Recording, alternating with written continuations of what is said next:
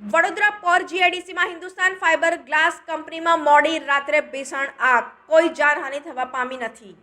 પ્રાપ્ત માહિતી અનુસાર પોર જીઆઈડીસી માં હિન્દુસ્તાન ફાઇબર ગ્લાસ નામની કંપનીમાં મોડી રાત્રે આગ ફાટી નીકળી હતી। કંપનીમાં આગ લાગતા જ અફરાતફરી મચી ગઈ હતી।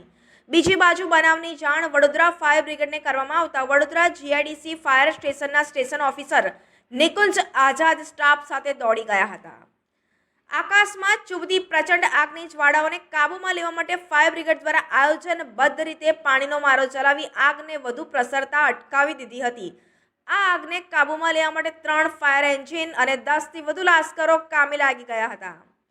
ફાયર બ્રિગેડ દ્વારા આગને કાબૂમાં લઈ લીધી હતી, પરંતુ કંપનીમાં પીઓપી મટીરિયલ હોવાના કારણે આખી રાત પાણીનો મારો ચલાવી કુલિંગની કામગીરી કરવામાં આવી હતી। ફાઇબર ગ્લાસ કંપનીમાં લાગેલી આગની જ્વાળાઓ 5 કિલોમીટર સુધીના એરિયામાં દેખા દીધી હતી। આ બનાવને પગલે પોર જીઆઈડીસીમાં આવેલી કંપની સંચાલકોમાં પણ ગભરાટ ફેલાઈ હતી। મોડી રાત્રે લાગેલી આગના રૌદ્ર સ્વરૂપને જોવા માટે જીઆઈડીસીમાં નોકરી કરતા કર્મચારીઓના ટોળા ઉમટી પડ્યા હતા। ફાયર બ્રિગેડને આગને કાબૂમાં લેવા માટે દૂરથી પાણીનો મારો ચલાવવાની ફરજ પડી હતી। સદભાગ્યે આગના બનાવમાં કોઈ જાનહાનિ થઈ નથી, પરંતુ આગમાં કંપની ખાક થઈ ગઈ હતી। હિન્દુસ્તાન ફાઇબર ગ્લાસ કંપનીમાં આગ કેવી રીતે લાગી તેનું ચોક્કસ કારણ બહાર આવ્યું નથી, પરંતુ આગના બનાવે જીઆઈડીસીમાં ચકચાર જગાવી મૂકી હતી।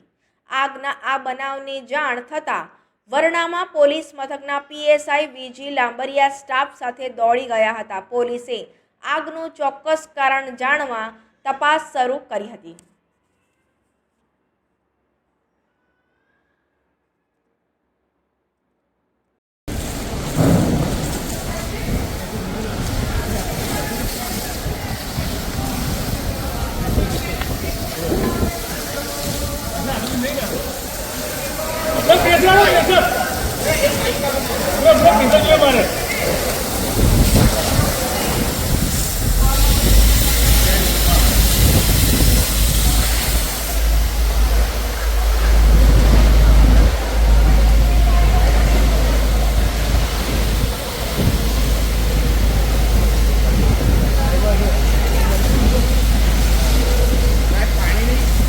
મંગાયું કીધું।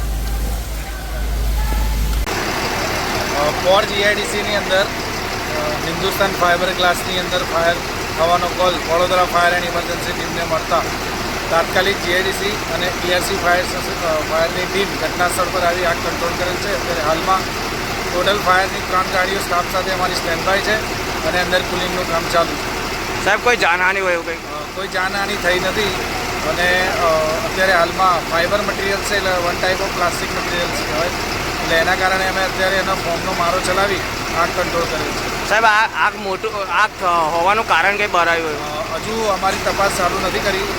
જ્યાં સુધી આગ સંપૂર્ણપણે પૂર્ણ ના થાય ત્યાં સુધી અમે પહેલાં ફાયર પર ફોકસ કરી અને પછી આગળની કાર્યવાહી। કેટલા કલાક સાહેબ આગ ચાલુ છે? લગભગ કલાક 1 જેવું થયું અમારા।